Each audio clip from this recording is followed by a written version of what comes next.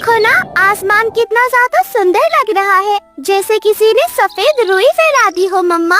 पर मम्मा, ये रुई से बादल इतने गड़गड़ा क्यों रहे हैं? ऐसा लगता है जैसे कोई भारी शेर आसमान में दहाड़ रहा हो मम्मा। गुड़िया बेटी, कुकू बेटे, बादल कभी कभी रोते हैं बेटा, और जब आसमान की आंखों से आंसू गिरते हैं तो धरती मुस्कुराने लगती है। यही है बारिश। आज तुम पहली बार उस बारिश को महसूस करोगे। मम्मा, बारिश क्या बारिश ठंडी होती है या फिर चुभती है? मम्मा, हमें डर तो नहीं लगेगा ना? कुकू बेटे, डर लगना कोई बुरा नहीं होता, लेकिन डर से भागना सही नहीं है। बारिश सिर्फ पानी से होती है, वो धरती की लोरी है जो हर पेड़, पंख और परिंदों को जीवन देती है। मेरे बच्चों, रानो चिड़िया अपने बच्चों से ऐसे बातें कर ही रही थी, तभी धीरे धीरे हवाओं ने रफ्तार पकड़ ली। पेड़ की शाखाएं हिलने लगी और पत्तों की सरसराहट जैसे किसी गीत का हिस्सा बन गई हो। तभी अचानक से बूंदें टपकने लगती हैं और बारिश शुरू हो जाती है। मम्मा, मम्मा, ये बारिश तो मीठी है। हाँ मेरी बेटी, बारिश की पहली बूंद हमेशा मीठी ही लगती है, पर जैसे जैसे बारिश बढ़ती है तुम्हें समझ आ जाएगा कि पानी सिर्फ प्याला नहीं, कभी कभी बेटा तूफान भी बन जाता है। वे आपस में ऐसे बातें कर ही रहे थे, तभी बारिश और जोरों से गिरने लगती है। रानो चिड़िया घोंसले के चारों तरफ अपने पंख फैला लेती है ताकि उसके बच्चे न भीगे, मगर बूंदे इतनी तेज थी कि रानो चिड़िया के पंख भी हार मान गए थे। वह अपने बच्चों को पूरी तरह ढक नहीं पा रही थी। थोड़ी देर बाद ठंडी ठंडी बारिश से गुड़िया और कुकू को ठंड लगने लग जाती है। मम्मा, ठंड लग रही है। ये तो खेल जैसा नहीं है, ये तो डरावना है मम्मा। मम्मा, घोंसला भीग रहा है, पत्तियां गिर रही हैं। क्या हमारा घोंसला टूट जाएगा मम्मा?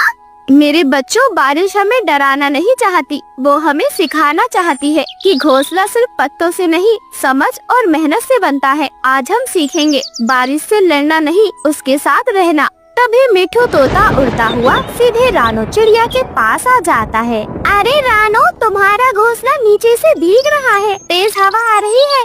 नीचे झाड़ियों के पास कुछ मोटे पत्ते पड़े हैं, रुको मैं अभी लेकर आता हूँ। वहीं दूसरी तरफ बंटी कबूतर भी अपनी चोंच में कुछ सूखी लकड़ियाँ लेकर आ जाता है। रानो बहन, हम मिलकर इस बारिश से तुम्हारा घोंसला बचा लेंगे, तुम्हें डरने की कोई जरूरत नहीं है। आज आप सबने साबित कर दिया, सच्चे दोस्त वही होते हैं जो तूफान में साथ उड़े। शुक्रिया मिठू भैया, शुक्रिया बंटी भैया। गुड़िया चिड़िया देखती है कि कैसे उसकी माँ तिनकों को बीन रही है और अपने घोंसले की मरम्मत कर रही है। गुड़िया चिड़िया भी अपनी चोंच में सूखी पत्तियाँ उठाती है। कुकू भी उसकी मदद करता है। दोनों बच्चे मिलकर अपनी माँ की मदद में जुट जाते हैं। मम्मा, ये लीजिए सूखे पत्ते, इन्हें भी लगा दीजिए। मम्मा, हम भी आपकी मदद करेंगे, हमने डरना नहीं है। हाँ मम्मा, देखिए मैं भी लाया हूँ सूखे पत्ते। अरे वाह, ये तो पहली बार है जब मेरे बच्चों ने घोंसला बनाया है। बारिश ने तुम्हें भिगाया जरूर है मेरे बच्चों, मगर उसने तुम्हें ये भी सिखा दिया, घर सिर्फ माँ नहीं बनाती, बच्चे भी उसे बचाते हैं मेरे बच्चों। मम्मा, अब मुझे समझ आ गया है, हम उड़ सकते हैं, खाना भी चुन सकते हैं, लेकिन सबसे जरूरी है कि हम सब एक दूसरे के साथ मिलकर एक दूसरे को संभाल कर रखें। और तभी बारिश भी रुक जाती है। आसमान में हल्की हल्की धूप निकल आई थी। तीनों बच्चे आसमान की ओर देखते हैं। आकाश बहुत ही सुंदर लग रहा था, जंगल बिल्कुल हरा भरा लग रहा था और हल्की हल्की ठंडक भी महसूस हो रही थी। देखा बच्चों, हमने कर दिखाया ना, बारिश रुक चुकी है और मौसम कितना अच्छा हो गया है। मम्मा, जिंदगी की हर चीज हमें कुछ न कुछ सिखाती है। हाँ गुड़िया बेटी, कुकू बेटे, बारिश जीवन की परीक्षा है। जो डरता है भीग जाता है, जो समझता है वो मजबूत हो जाता है। और सिर्फ माँ ही नहीं, आप जैसे छोटे छोटे बच्चे भी घर की दीवार बन सकते हैं। कठिन समय में जो साथ दे वही असली दोस्त होता है मेरे बच्चों। मम्मा, जैसे मिट्ठू अंकल और बंटी अंकल। रानो चिड़िया अपने दोनों बच्चों को अपने पंखों में समेट लेती है। ऐसे ही रात हो जाती है। रात के वक्त गुड़िया और कुकू को थोड़ा डर लग रहा था, क्योंकि घोंसले के पास से जोर जोर से काले कौवे की आवाजें आ रही थी। मम्मा, ये रात इतनी काली क्यों होती है? मुझे लगता है कोई हमें देख रहा है।